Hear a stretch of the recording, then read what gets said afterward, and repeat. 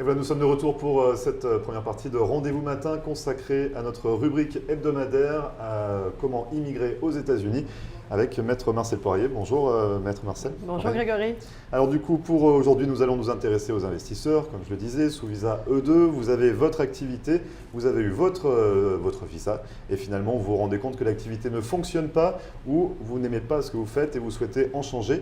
Alors Maître, est-ce que c'est possible déjà de pouvoir basculer sur un autre visa ou de changer de statut?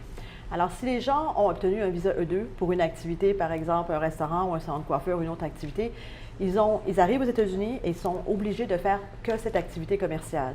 S'ils décident qu'ils veulent changer d'activité, c'est possible. Alors, deux façons. Une, vous pouvez envoyer une modification, une demande de modification avec un formulaire à l'immigration américaine par la poste de l'intérieur des États-Unis. Mais ce qu'il faut faire attention, c'est que quand vous demandez une modification d'activité pour, par exemple, changer complètement, il faut, l'immigration va regarder si l'activité actuelle est bien opérationnelle, s'il y a des employés, s'il n'y a pas de violation. Alors, si vous décidez de faire une modification d'activité, il faut s'assurer que tout est bien opérationnel, sans violation à la base. Mais c'est possible par la poste. Et vous parlez de la poste, mais finalement, ça se passe comment? Parce que quand on veut demander un visa E2, c'est assez compliqué, il faut donner beaucoup de documents. Imaginons que nous sommes coiffeurs aujourd'hui, sous visa E2, et nous souhaitons devenir restaurateur.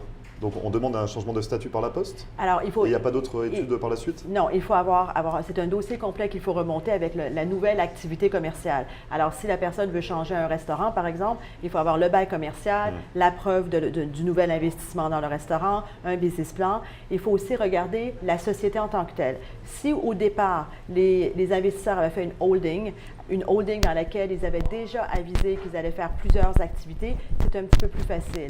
Aussi le nom des sociétés. Il faut regarder le nom des sociétés. Est-ce qu'ils vont modifier le nom, faire peut-être un nom d'enseigne? Alors, tous ces éléments-là, il faut les modifier si vous le faites par la poste. Une autre solution, ce serait de tout arrêter complètement, de quitter les États-Unis et de faire annuler le visa E2 à la douane. Ça veut dire j'ai terminé avec cet investissement, la mission de ce E2 est terminée. Alors, la douane va mettre un tampon qui va être indiqué « Cancelled without prejudice » directement à la douane. Ils vont les laisser rentrer avec le ESTA et à ce moment-là, il faut tout recommencer et réenvoyer un nouveau dossier à l'ambassade. Ça serait plutôt dans les cas où le visa investisseur, l'activité commerciale n'a pas fonctionné et qu'envoyer une modification de l'intérieur des États-Unis par la poste, ils vont regarder tous les chiffres, ils vont regarder s'il y a des employés, ils vont regarder si tout est viable. Si ce n'est pas le cas, c'est mieux d'arrêter le visa, de quitter les États-Unis et de recommencer à zéro. Si l'activité est OK, passable, viable et que vous pouvez faire des modifications de société, le business plan, le bail commercial et tout ça, c'est possible de le faire par la poste, mais vous allez garder le même nom de société. Vous pouvez changer le nom d'enseigne, mais le nom qui a été émis dans le visa E2 restera le même. Dans ces cas-là, ils vont avoir une modification accordée et le visa reste le même. Ils n'ont pas à retourner à Paris pour faire émettre un nouveau visa. Mais vous ne pouvez pas changer. J'ai des clients qui gardent la même société, par exemple, et qui disent, ça n'a pas fonctionné, par exemple, les cigarettes électroniques ou le restaurant n'a pas fonctionné, maintenant je veux faire une boulangerie. Et sans aviser l'immigration américaine. Là, c'est un problème. Et au moment du renouvellement, tout a été changé. Ça peut être considéré une violation et ça peut être très strict. Donc justement, on va en reparler de ces cas de violation, mais pour revenir au changement de statut, est-ce que c'est aussi compliqué quand on fait par la poste, comme vous dites, d'envoyer un dossier pour modifier notre statut? Est-ce qu'on est assuré de pouvoir faire la modification ou c'est aussi risqué que quand on demande un visa E2 par exemple? Il peut y avoir un refus. La bonne chose quand c'est fait par la poste, ce que je trouve, c'est que l'immigration, avant de nous dire non, c'est refusé, ils vont nous envoyer une demande de documents complémentaires. Alors, s'ils ont des questions sur le dossier, ils veulent avoir plus d'éléments, ils vont nous dire, OK, donnez-moi ça, ce qui est fait par la poste. Tandis que quand vous allez à l'ambassade, souvent vous avez la réponse, c'est oui ou non, le jour même de l'interview.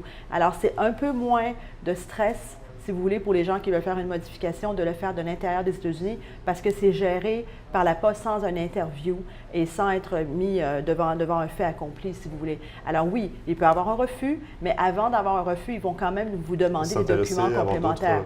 d'autres documents. Et ça prend combien de temps généralement pour changer de statut? Il existe le premium. Quand vous le faites de l'intérieur des États-Unis, les gens peuvent payer les 1 225 $ pour avoir une réponse en 15 jours ouvrables.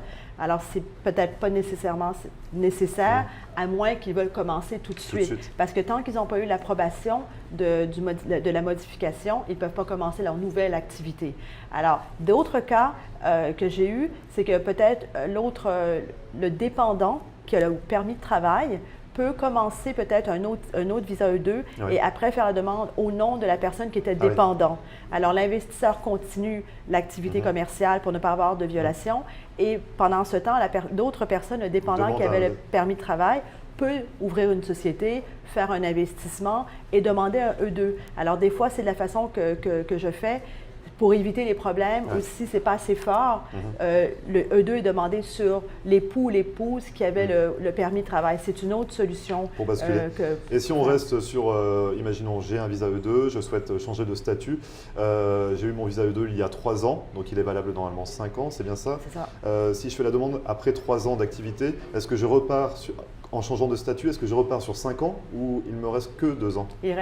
Il va rester que 2 ans de donc visa. On garde la durée quand même du visa. À moins que la demande soit envoyée à l'ambassade américaine et non pas de l'intérieur des États-Unis. Si la demande est envoyée, ça va être un nouveau visa parce que vous allez faire toute l'interview, la prise d'empreinte digitale, un nouveau visa va être émis. Alors l'ambassade à ce moment-là peut émettre un visa de 5 ans.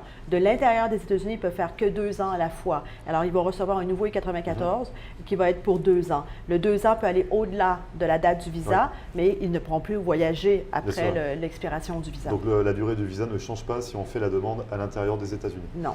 Et ça se passe comment? Donc finalement, si on se dit, bon, on va attendre le renouvellement pour leur expliquer que j'ai changé d'activité. Si on se dit ça finalement, si on se dit, bon, tant pis, je vais changer d'activité, je vais attendre le renouvellement, il se passe quoi à ce moment-là? Alors, il y a certains cas où l'ambassade accepte de dire qu'ils ont changé complètement d'activité, qu'ils n'étaient pas au courant, mais c'est un risque. C'est un risque si l'ambassade détermine que, vous avez arrêté votre activité, vous n'avez pas fait la modification comme vous deviez faire avec le I-129 ou renvoyer un dossier à l'ambassade, vous étiez en violation et après, le renouvellement est refusé.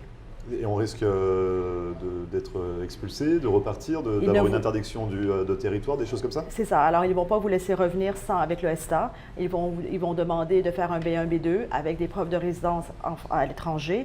Alors, il faut après tout refaire avec une résidence, un travail à l'étranger avant d'être en mesure de revenir et il peut y avoir une interdiction d'entrée. C'est rare qu'ils le font, c'est à la discrétion de l'ambassade de déterminer si oui ou non ils vont demander que ce soit une violation. Et est-ce qu'il y a un coût à ce changement de statut? Est-ce qu'à chaque fois il faut redonner de l'argent pour réinvestir ou si l'activité ne fonctionne pas, qu'on souhaite changer d'activité? Avec ce changement de statut, est-ce qu'on doit remettre de l'argent encore sur la table? Ça se passe comment? Il faut prouver que vous avez une nouvelle activité commerciale. Alors, il faut avoir peut-être un nouveau bail commercial, avoir embauché des employés. Alors, normalement, il y a un investissement additionnel. C'est rare qu'il n'y ait pas d'investissement additionnel. Les frais d'immigration ne sont pas très importants. Le formulaire en tant que tel est à 525 $ pour le I-129, plus le premium. Il y a bien sûr des frais, des honoraires pour le travail. On n'est pas obligé de remettre de l'argent pour investir. Pas nécessairement, mais c'est difficile de changer complètement d'activité sans réinvestir. Et il faut établir que l'investissement de base est toujours actuel si vous ne réinvestissez pas. Alors, ça peut être que les gens vont utiliser le même équipement, par exemple, peut-être de l'inventaire, du stock qu'ils vont réutiliser. Alors, cet investissement reste. L'investissement qu'ils avaient déjà fait dans la société américaine. Déjà. Oui. Une dernière question, peut-être pour les dépendants. Ça se passe comment quand on fait un changement de statut? Ils gardent leur visa. Ils gardent leur visa de dépendant et leur visa est automatiquement renouvelé avec l'investisseur. Donc c'est automatique? C'est automatique, sauf que quand vous le faites de l'intérieur des États-Unis, il faut quand même avoir un formulaire pour les rattacher. Pour dépendre, un formulaire de dépendance, c'est ça. Si on a d'autres questions, Maître Marcel Poirier, comment on peut vous contacter? Alors, au bureau, à 305-854-4445 ou par email à marcelpoirier@marcelpoirier.com. Très bien. Je ne vous ai pas demandé non plus pour vous, pour l'ouragan, tout s'est bien déroulé? Tout s'est bien passé. J'ai été à la conférence à Paris, bloqué 3 vols d'annulés pour le retour, mais tout va bien, la maison... pas d'inondation. Alors, nous sommes en sécurité, alors tout a bien été. Et là, tout reprend le cours normal des choses. Nous essayons. Vous essayez, très bien. Je vous souhaite bon courage pour la suite et on se retrouve la semaine prochaine. Merci, pour Grégory. une nouvelle chronique. Merci beaucoup, Maître Marcel Poirier. Et nous, on se retrouve juste après ça, ne bougez pas.